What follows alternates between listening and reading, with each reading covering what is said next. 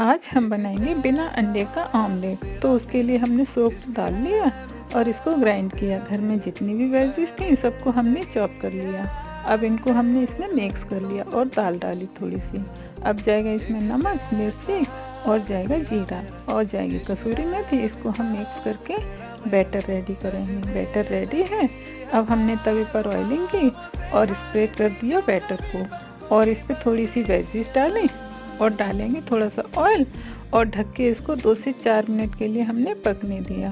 अब हम इसको पलट के दोनों साइड से क्रिस्पी सेक लेंगे।